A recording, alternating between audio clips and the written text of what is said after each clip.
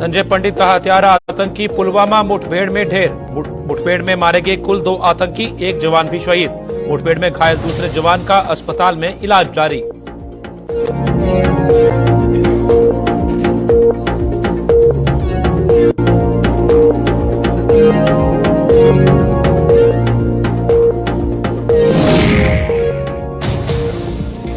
Police के दावे से स्वर्गीय संजय का परिवार नहीं सहमत। पति के हत्यारे की मौत पर पत्नी नहीं रखती है इत्तेफाक। पुलवामा से अब परिवार सहित पलायन का बनाया मन।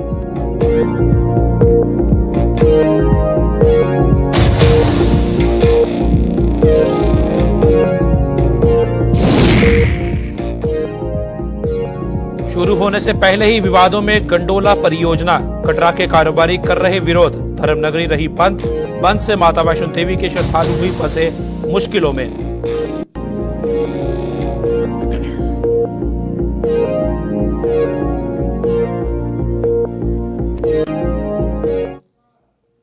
नमस्कार, जम्मू कश्मीर की खास खबरें देख रहे हैं आप सब। मैं हूं आपके साथ साहिल केरनी। चलिए शुरुआत करते हैं खबरों की।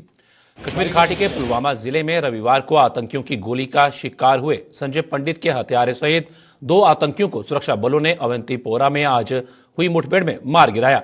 पुलिस ने इसकी पुष्टि की है कि संजय पंडित का हत्यारा आतंकी भी इस मुठभेड़ में मारा गया है, जिसकी पहचान ए कैटेगरी के आतंकी आकिब मुश्ताक भट्ट के रूप में की गई है। आकिब इससे पहले आतंकी संगठन हिजबुल मुजाहिदीन के साथ जुड़ा हुआ था और इन दिनों द रेजिस्टेंस फोर्स यानी टीआरएफ के लिए काम कर रहा था। वहीं अवंतीपोरा के पड़गामपोरा में हुई इस मुठभेड़ में सेना का 1 जवान शहीद होने के साथ साथ 1 जवान घायल भी हुआ है। शहीद जवान की पहचान कांस्टेबल पवन के रूप में की गई है, जबकि घायल जवान नायक हेमराज को इलाज के लिए श्रीनगर स्थित सेना के 92 बेस अस्पताल शिफ्ट किया गया है।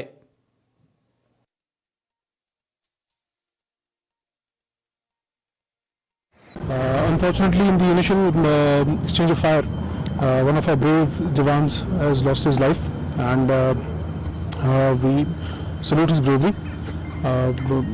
The terrorist which was killed first has been identified as Akib of Malangpura. He has been active for the past 2 years, and initially, although he belonged to the Hizbul Mujahideen, but for the past few months he had been working with the TRF and the Lashkar. And in the recent killing of the minority community member Sanjay Panditaji, it was on his direction that act was carried out, and he was the mastermind behind that. The second terrorist was gunned down later, and he had taken refuge inside a nearby single-story house, and there was a little bit of a hostage situation also, and ultimately 14 people were rescued from that small little house. The identity of the second terrorist is being ascertained. Awantipora के पड़गामपोरा में आज हुई मुठभेड़ में Kashmir police ने भले ही संजय पंडित के हत्यारे आतंकी को मार गिराने का दावा किया है, लेकिन स्वर्गीय पंडित का परिवार इस दावे से सहमत नहीं है। स्वर्गीय पंडित की पत्नी का कहना है कि वे पुलिस के इस दावे से इत्तेफाक नहीं रखती। उन्होंने रविवार को हुई इस घटना का हवाला देते हुए कहा कि वो अब पुलवामा में रहना ही नहीं चाहते हैं। कल को उनके परिवार के साथ फिर से कुछ ऐसा हो सकता है, लिहाजा उपराज्यपाल प्रशासन को उनकी गुहार हर हाल में सुननी होगी।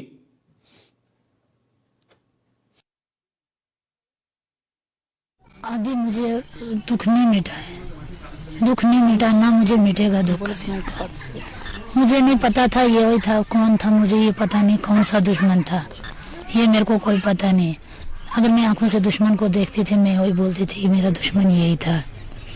खाली उनके सीने में 3 गोलियां लग गई। मैंने डिस्ट्रिक्ट पुलवामा तक उन हॉस्पिटल तक पहुंचाया भी उनको, वो बच नहीं पाए और रास्ते दम तोड़ बैठे थे। इसलिए मैं गवर्नर साहब से ये अपील कर रही हूँ, मुझे इंसाफ, मेरा सहारा कोई नहीं। हम यहाँ रहना नहीं चाहते हैं, हमारे बच्चे और भी हैं। कल को हमारे बच्चों के साथ हो गया, हमने बाहर भी निकलना है, हम अंदर ही थोड़े रहेंगे, हमने बाहर भी गेट के बाहर भी निकलना है। हमारे गेट के सामने ये हो गया, कुछ अगर अंदर ही रहेंगे हम क्या खाएं, हम क्या करें। इसलिए मैं गवर्नमेंट साहब से ये अपील करना चाहती हूँ। जम्मू के सांबा सेक्टर के घगवाल इलाके में आज एक पाकिस्तानी गुब्बारा मिलने से इलाके में दहशत फैल गई। सुबह सैर पर निकले एक शख्स ने इस गुब्बारे को देखा और इस बाबत पुलिस को सूचित किया। इसकी सूचना मिलते ही पुलिस मौके पर पहुंची और इस गुब्बारे को अपने कब्जे में ले लिया। यह गुब्बारा पाकिस्तान की तरफ से ही उड़कर आया था और इस पर भी PIA लिखा हुआ था। ऐसे गुब्बारे अक्सर सांबा सेक्टर के अधीन आने वाले सीमावर्ती गांव में सीमा पार से आ गिरते हैं, जिन पर PIA लिखा होता है।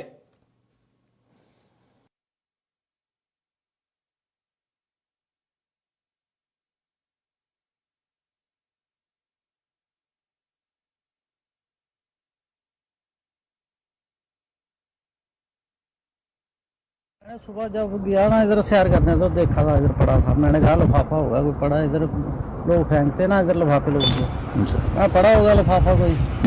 निशान मैंने देखा नहीं उस वक्त में, अभी देखा इस पर लिखा PIA। अभी पुलिस आई थी, वो ले गई तो क्या दस्त फैलाने की कोशिश करता रहता है, कई बार छोड़ता कई बार।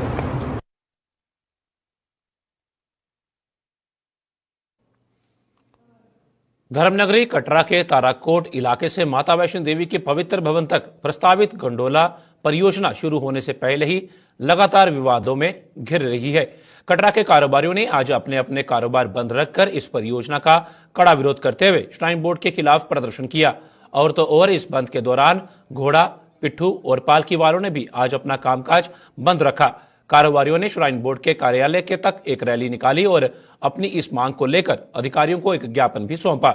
उनके मुताबिक गंडोला शुरू होने से उनका कारोबार पूरी तरह से ठप हो जाएगा और वो सड़कों पर आ जाएंगे। दूसरी ओर कटरा पहुंचे माता वैष्णो देवी जी के श्रद्धालुओं को आज वहां बंद के कारण काफी दुश्वारियां झेलनी पड़ी।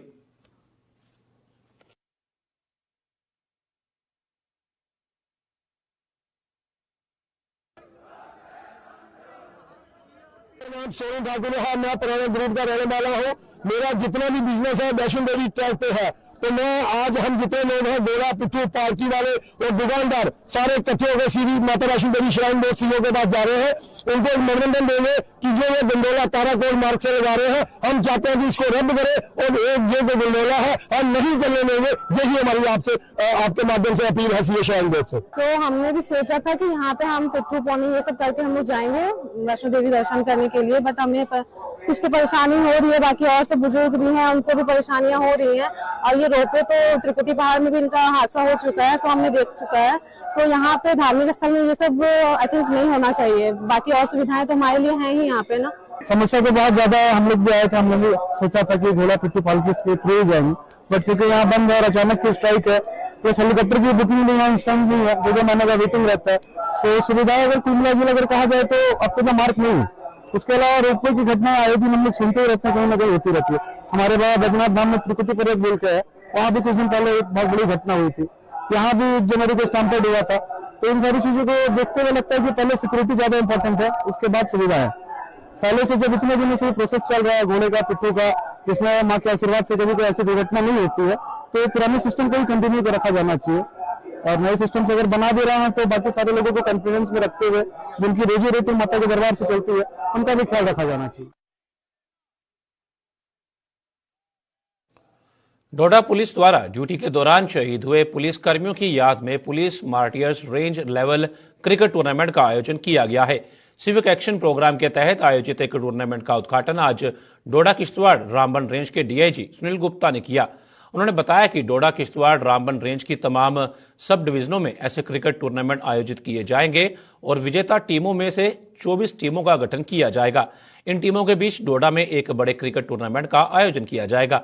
उन्होंने कहा कि इन टूर्नामेंट का आयोजन शहीदों को याद करने के साथ साथ युवाओं को खेलों की ओर आकर्षित करना भी है।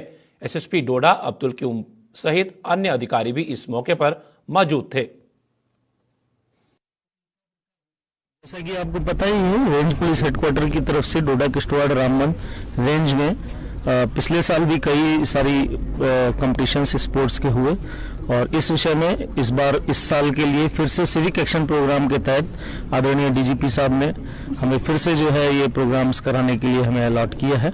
और इसके तहत ही अब हम एक क्रिकेट का tournament, martyrs memorial cricket tournament T20 हम फिर से लॉन्च कर रहे हैं, जो कि सभी आज के दिन के बाद से शुरू हो जाएंगे और सभी सब डिविजन्स में जो डोडा किश्तवाड़ रामबन की सब डिविजन्स हैं, चाहे वो छात्रू है, चाहे वो पाडर है, चाहे मड़वा है, गूल है, भलेसा है, यहाँ के गंदो है, उन इलाकों में छोटे छोटे इलाकों में भी जो है मैचेस कराए जाएंगे सब डिवीजन लेवल पर। और वहां से 2-3 टीमें जो बेहतरीन होंगी, तीनों डिस्ट्रिक्ट से 8-8 टीमें लेकर के 24 टीमों का यहाँ पर एक फिर डोडा में एक ग्रैंड जो है T20 टूर्नामेंट कराया जाएगा। इसका मकसद यही है कि हमें लगातार पुलिस से युवाओं का साथ मिले, युवाओं को एक अवसर मिले और वो किसी और गलत दिशा में ना जा करके स्पोर्ट्स में अपनी प्रतिभा को निखारें और दिखाएं।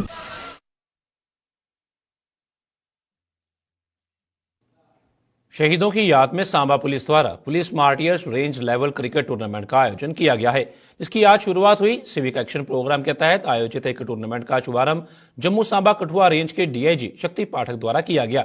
इस अवसर पर एसएसपी सांबा बेनाम तोश सहित अन्य अधिकारी भी मौजूद थे। इस टूर्नामेंट में 32 टीमें भाग लेकर मैदान पर चौके छक्कों की बरसात करेंगी।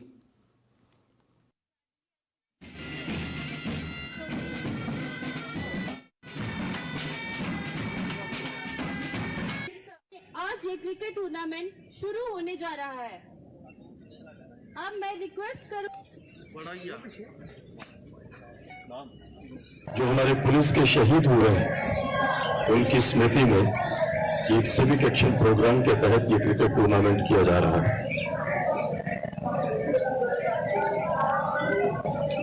बात थोड़ी फिलोसॉफिकल हो जाती है, लेकिन जिंदगी एक खेल है, इसको हम खेल की तरह जीते हैं और जो खेल की तरह जीता है उसको मौत से डर नहीं लगता। हमारे जो शहीद हुए हैं उन्होंने जिंदगी को खेल की तरह लिया और अपने देश के लिए, अपने समाज के लिए अपना बलिदान दे दिया। ये जो भावना है, ये जो जज्बात है कि जिंदगी एक खेल है, ये बना रहना चाहिए। और उसी भावना के तहत हम सभी अपने जीवन में किसी न किसी मुकाम के ऊपर बचपन में, यौवनावस्था में, किसी न किसी अवस्था में खेलते हैं। ये भावना हम सबके बीच में रहती है। ये भावना बनी रहे, जीवन का उद्देश्य सही बना रहे, इसी भावना से ये कार्यक्रम क्रिकेट टूर्नामेंट एक आयोजित किया गया है।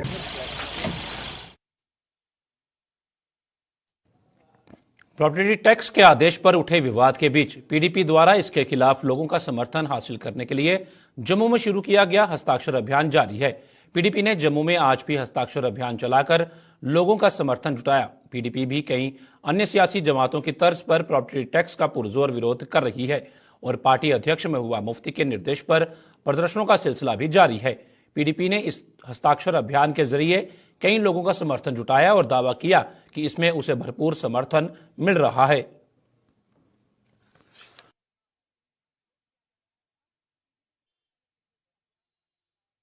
यहाँ पे जो 30 साल से हमारी स्टेट जो डिस्टर्ब स्टेट है, इन लोगों को सेंट्रल गवर्नमेंट की तरफ से इतनी फैसिलिटी नहीं मिली जितनी मिलनी चाहिए। अभी इन्होंने हर बार बहाना करते थे कि हमें किसी से जो भी फैसिलिटी आती है, पैसा आता है, फंडिंग आती है, जो भी कुछ आता है उसमें रुकावट बनता है। 300-335 जो है बीच में रुकावट बनता है, जिसकी वजह से यहाँ रुकावट बनने की वजह से गेट में तरक्की नहीं हो सकती। थोड़ा होगा जिसकी वजह से आज 4 साल में कौन रुकावट है, कोई रुकावट नहीं है। लोग तो इतने पढ़े लिखे बच्चे अनएम्प्लॉयमेंट बैठे हैं, किसी को कोई नौकरी नहीं है, कुछ नहीं है। जी साहब और यहाँ पे बैठे हुए कम से कम 10-15-20 हज़ार नौकरी तो निकालो, कोई नौकरी नहीं मिल रही, लोगों को कोई लोन नहीं मिल रहा, फैसिलिटी नहीं मिल रही, इंडस्ट्री हमारी ठप पड़ी हुई है, अनएम्प्लॉयमेंट को काम नहीं है। और यहाँ पर जिसकी वजह से यहाँ लोग इतने परेशान है, पेरेंट्स इतने परेशान है जिसका हिसाब टैक्स पे टैक्स लगाया जा रहा है। जो काम करने वाला आटा चावल आपने महंगा कर दिया, कॉपर में जो आटा था वो आपने कम कर दिया, दूसरी आपने रेशो कम कर दी। आटा चावल जो 13-14 आज 40 कर दिया, 70 में तेल 70 का आपने 250 कर दिया, 4-450 का सिलेंडर आपने 11-11.5 का कर दिया। जो काम करने वाला वो नहीं कर रही। ये टैक्स पे टैक्स लगा के लोगों का दिमाग बाएं बाएं डाइवर्ट करें, लोग परेशान है। बाकी ये है कि पीडीपी पार्टी जो है वो लोगों को जागरूक कर रही है, लोगों की राय पूछ रही है। हमने एक प्लेटफॉर्म निकाला है कि यहाँ पे लोगों की अपनी राय बन एक मेमोरेंडम बनाए जो एलजी साहब तक ले जाएंगे, गरीबों की आवाज एलजी साहब। प्रॉपर्टी टैक्स के खिलाफ आज जम्मू में शिवसेना उद्धव ठाकरे गुट ने स्थानीय दलों के साथ जम्मू में एक दिवसीय भूख हड़ताल की। इस दौरान शिवसेना उद्धव ठाकरे गुट के प्रदेश अध्यक्ष मनीष साहनी ने मौजूदा केंद्र और प्रदेश सरकार पर निशाना साधते हुए कहा कि अनुच्छेद 370 को निरस्त करते समय केंद्र सरकार ने जम्मू कश्मीर की जनता से शांति बहाली, विकास और बेरोजगारी को खत्म करने के वादे किए थे, लेकिन उन वादों को पूरा करने के बजाय सरकार आए दिन जम्मू कश्मीर की जनता पर टैक्सों का बोझ डाल रही है। उन्होंने सरकार से प्रॉपर्टी टैक्स के आदेश को वापस लेकर जनता को राहत देने की मांग की है। और ये लगातार जो जम्मू कश्मीर की आवाम पर जो करों का बोझ डाला जा रहा है, उससे जो है पांव पीछे लिया जाए, स्टेप बैक किया जाए, करों के बोझ से जनता को राहत दी जाए। देखिए, जम्मू कश्मीर की जनता अपने हक मांग रही है। जम्मू कश्मीर की जनता मांग रही है कि प्रदेश के अंदर लोकतांत्रिक प्रक्रिया बहाल हो, प्रदेश को राज्य का दर्जा मिले। हमारे साथ जो 5 अगस्त 2019 को विकास के, रोजगार के, अमन बहाली के, उन्नति के जो वादे किए गए थे, उन वादों को पूरा किया जाए। मगर सरकार इन वादों से पीछे भाग रही है। सरकार जनता को जो है लगातार करों के बोझ तले दबा रही है। हमारा व्यापार चौपट हो चुका है, युवा सड़कों पर है, उनको रोजगार नहीं मिल पा रहा। यहाँ पर जम्मू कश्मीर की जनता बहुत ज्यादा परेशान है। यहाँ पर बिजली के बिलों के अंदर पहले बढ़ोतरी कर दी जाती है, पानी के बिलों के अंदर बढ़ोतरी कर दी जाती है। उससे भी अगर सरकार को संतुष्ट नहीं होती तो यहाँ पर एक नया कर जम्मू कश्मीर की जनता के ऊपर थोपा जा रहा है, संपत्ति कर के रूप में। आज यहाँ पर हमारी जो एक दिवसीय भूख हड़ताल है, उसका एक ही एजेंडा है, हम तमाम ऑल पार्टीज के साथ मिलकर कि एलजी साहब, ये जो आपने संपत्ति कर लगाया है, इसको तुरंत जो है वापस लेने के निर्देश दिए जाएं, जनता को राहत दी जाए। ऑल जम्मू कश्मीर पंचायत कॉन्फ्रेंस ने एलजी प्रशासन से सियासी नेताओं सहित अन्य लोगों को उपलब्ध करवाई गई सुरक्षा का ऑडिट करने की मांग की है। इस मामले को लेकर जम्मू में आयोजित एक प्रेस कॉन्फ्रेंस को संबोधित करते हुए ऑल जम्मू कश्मीर पंचायत कॉन्फ्रेंस के चेयरमैन अनिल शर्मा ने कहा कि प्रदेश में कुछ ऐसे भी नेता या पूर्व मंत्री हैं जिन्हें सुरक्षा तो दी गई है, लेकिन हकीकत यह है कि उन्हें इतनी सुरक्षा की जरूरत ही नहीं है। उन्होंने उपराज्यपाल से सुरक्षा ऑडिट कराने की मांग की ताकि जिन लोगों की सुरक्षा की जरूरत है उन्हें यह सुविधा मिल सके और जिन्हें जरूरत नहीं है उनकी सुरक्षा वापस ली जा सके। Honourable lieutenant governor Manoj Sinha साहब से, हमारे वर्दी प्रिंसिपल सेक्रेटरी होम आर के गोयल साहब से, हमारे वर्दी director general of police Dilbagh Singh ji से कि जम्मू कश्मीर के अंदर सिक्योरिटी ऑडिट जो है वो करवाया जाए। जम्मू कश्मीर के अंदर बहुत सारे ऐसे डेडवुड पॉलिटिशियन हैं, जम्मू कश्मीर के अंदर बहुत सारे ऐसे ब्यूरोक्रेट्स हैं, जम्मू कश्मीर के अंदर एक्स एमएलए, एक्स मिनिस्टर ऐसे हैं जिनके पास जरूरत से ज्यादा सिक्योरिटी है, और एक सिक्योरिटी ऑडिट किया जाए। जिनको जरूरत है सिक्योरिटी की उनको सिक्योरिटी जरूर दी जाए, लेकिन जिन लोगों को ज्यादा सिक्योरिटी की जरूरत नहीं है, जिनके पास 20-20 लोग हैं, 20-20 पीएसओज हैं, जिनके पास घर में गार्ड है लेकिन उनको इतनी ज्यादा जरूरत नहीं है, सोशल एक सिक्योरिटी ऑडिट करके उनकी सिक्योरिटी जो है वो कम की जाए। जल शक्ति विभाग के रिटायर्ड कर्मचारियों ने सरकार से पेंशन और उनकी बकाया राशि देने की मांग की है। अपनी इस मांग को लेकर इन रिटायर्ड मुलाजमों ने जम्मू में public health engineering employees welfare association के बैनर तले आज एक प्रेस कॉन्फ्रेंस कर सरकार के समक्ष अपनी ये मांग रखी। एसोसिएशन के प्रधान बलविंदर सिंह ने सरकार पर अनदेखी का आरोप लगाते हुए कहा कि 30 से 40 वर्षों तक विभाग में सेवाएं देने के बावजूद आज उन्हें पेंशन और बुढ़ापे के लिए जमा की गई पूंजी को हासिल करने के लिए दर दर भटकना पड़ रहा है। उन्होंने सरकार से जल्द इस राशि का भुगतान करने और पेंशन जारी करने की मांग की है। 30 से 40 साल हम लोगों ने पीएचई डिपार्टमेंट में सर्विस की, तो सर्विस के दौरान जितने भी हम यहाँ पर लोग बैठे हुए हैं, इससे और भी ज़्यादा लोग जो हमारे यहाँ पर नहीं पहुँच सके, सभी लोग हम पूरी ईमानदारी और नेक नीति से अपनी ड्यूटी को निभाते रहे। लेकिन हमें दुख के साथ ये कहना पड़ता है कि जब हम रिटायर हुए तो आज हमें अपनी पेंशन से महरूम रखा जा रहा है। हमारे बाकी जो ड्यूज हैं, जो हमारे बुढ़ापे के सहारा बनने जा रहे थे, उन सब से हमें महरूम रखा जा रहा है। आज हम लोग मेंटली फ्रस्ट्रेटेड हैं, मेंटली डिस्टर्ब हो चुके हैं। तो हम जम्मू कश्मीर के एलजी ऑनरेबल जनाब मनोज सिन्हा जी और उनकी जो एडमिनिस्ट्रेशन है पूरी, हम सबसे ये दरख्वास्त करते हैं कि जितने भी हम पीएचई डिपार्टमेंट के रिटायर्ड एम्प्लॉइज हैं, हमें फौरी तौर पर पेंशन दी जाए और जो हमारी जो बाकी जो हमारी ड्यूज है, हमारे बकायज हैं, वो हमें दिए जाए। कश्मीर घाटी में तैनात जम्मू संभाग के आरक्षित वर्ग के मुलाजमों ने पिछले 9 दिनों से ट्रांसफर पॉलिसी सहित अन्य मांगों को लेकर जम्मू में प्रदर्शन कर रहे हैं। आज भी इन मुलाजमों ने अपनी इस मांग को लेकर प्रदर्शन कर सरकार से न्याय की गुहार लगाई। इन मुलाजमों के मुताबिक 2 दिन पूर्व पुलवामा में हुई टारगेट किलिंग ने एक बार फिर उनके भीतर भय पैदा कर दिया है और ऐसे हालात में वो कश्मीर जाने का जोखिम नहीं उठा सकते। उन्होंने सरकार से जल्द ट्रांसफर पॉलिसी बनाकर उन्हें सुरक्षित जगहों पर तैनात करने और उनका वेतन जारी करने की मांग की।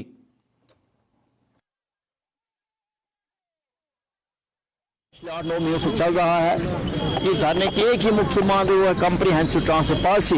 लेकिन साथ में जिस तरीके से 2 दिन पहले ही पुलवामा में एक घटना घटी है, एक निर्मम हत्या का वहाँ की गई है, उसके बाद जो डर और भय का माहौल इन कर्मचारियों में पिछले साल जून के महीने में तक वही डर का माहौल आज भी इनके दिमाग में बैठ गया है। हम चाहते हैं जब तक वहाँ पर इनकी सुरक्षा का बंदोबस्त ना किया जाए, अकोमोडेशन का बंदोबस्त ना किया जाए, रहने के लिए कम से कम इनके पास छत न हो, तब तक इनको वहाँ पर ड्यूटी जाने के लिए फोर्स ना किया जाए। साथ ही हमने बार बार सरकार से ये आग्रह किया है कि आपके कर्मचारी अपने कर्मचारी हैं, ये अपने आप के लोग हैं, तो इनका ख्याल रखते हुए इनकी सैलरी जो है, जो पिछले 8-9 महीने से बंद है, तुरंत रिलीज करनी चाहिए as a confidence building measure. और साथ में जिस ट्रांसफर पॉलिसी की सरकार प्रतिबद्ध है, उस प्रतिबद्धता को पूरा करते हुए जल्द से जल्द ट्रांसफर पॉलिसी नोटिफिकेशन आनी चाहिए। किश्तवाड़ सिंथन अनंतनाग सड़क मार्ग से बर्फ हटाने का काम पूरा हो चुका है। इस मार्ग पर फिलहाल इमरजेंसी मामलों में ही गाड़ियों को आवाजाही की इजाजत दी जा रही है। इसके लिए बाकायदा प्रशासन द्वारा इमरजेंसी पास बनाकर ही गाड़ियों को अनंतनाग के लिए छोड़ा जा रहा है। मौसम ने अगर साथ दिया तो ये मार्ग अगले 1 हफ्ते में पूरी तरह से यातायात के लिए खोल दिया जाएगा। किश्तवाड़ के डीसी ने बताया है कि इस मार्ग को पूरी तरह से खोलने से पहले एसओपी बनाई जाएगी ताकि गाड़ियों के मूवमेंट के लिए सुरक्षित व एहतियात के साथ हो सके। इसके लिए जम्मू कश्मीर पुलिस व सेना की मदद ली जाएगी। लेकिन हम इसमें आगे जो बढ़ेंगे कौशन के साथ, और इसमें हम लोग अभी इंतजामात करेंगे, एसओपी बनाएंगे जिसमें कि किस किस सर्कमस्टांसेस में किन किन टाइमिंग्स के साथ व्हीकल्स अलाउ हो सकते हैं। थोड़ा वेदर का क्लियर होने का भी हम लोग अभी वेट करेंगे ताकि जो भी हमारे पब्लिक और मूवमेंट हो व्हीकल्स का, वो सेफ्टी और प्रिकॉशन के साथ हो पाए। जी, इसमें कोई फिक्स डेट देने की बजाय हम लोग ये मान के चलेंगे कि जैसे ही मौसम क्लियर होता है, हमारी एसओपी विद इन 4-5 डेज बन जाएगी। जैसे ही मौसम क्लियर होता है, हम पुलिस और आर्मी की टीम से रेकी करवाएंगे, और अगर रूट हमारा स्नो कटिंग का सेफ होगा, एवलांच प्रोन नहीं होगा, तो हम पैसेंजर्स को निकालेंगे। अगर कुछ इमरजेंसी व्हीकल्स या मूवमेंट्स होंगे, उनको हम पास सिस्टम के थ्रू अलाउ करेंगे। केंद्र सरकार द्वारा दी जा रही सहायता राशि की प्रक्रिया को बंद कर दिए जाने सहित कुछ अन्य मुद्दों को लेकर 1947, 1965, 1971 के रिफ्यूजी फिर से सड़कों पर उतर आए हैं। पीओजे के रिफ्यूजी फ्रंट के बैनर तले इन रिफ्यूजियों ने जम्मू में आज एक बार फिर प्रदर्शन करते हुए बताया कि यह प्रक्रिया बंद होने से अभी भी कई रिफ्यूजी परिवारों की फाइलें सरकारी दफ्तरों के टेबलों की धूल फांक रही हैं। फ्रंट ने केंद्र सरकार से बकाया सहायता राशि का हवाला देते हुए केंद्र सरकार से इसे भी जल्द से जल्द जारी करने की मांग की।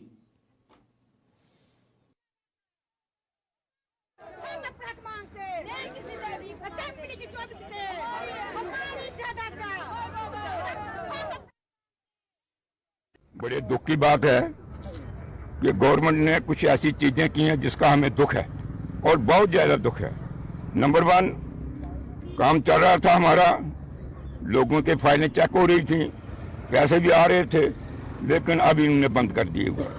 तकरीबन 7-8 महीने हो गए हैं, कोई काम नहीं हो रहा, लोग दुखी हैं, कुछ फाइलें पास हैं, उनका पैसा नहीं आ रहा। तो इसलिए मैं गवर्नमेंट को दरख्वास्त कर दी, इसके ऊपर गौर फरमाएं और जल्दी से जल्दी ये दफ्तर खोला जाए और लोगों की जो तकलीफ आ रहा है उसको सुना जाए। नंबर 2, जो 24.5 लाख का भी बैलेंस है वो इन्होंने नहीं दे रहे हैं। तो हम चाहते हैं, जिस हिसाब से मैं दरख्वास्त करता हूँ अपने मोदी साहब से भी, और जितने भी हमारे साथ संबंधित लोग हैं वो इसके बारे में भी सोचें और जल्दी से जल्दी पैसा रिलीज करें। अगली बात, जो रिफ्यूजियों को अभी इन्होंने घेरे में रखा हुआ, मैं तमाम रिफ्यूजी बरादरी से दरख्वास्त करता हूँ, इल्तिजा करता हूँ, इकट्ठे हो जाइए, नहीं तो ये हुकूमतें आपको दबाएंगे, आपका जो है नुकसान पहुंचाएंगी और आप वैसे के वैसे रह जाएंगे।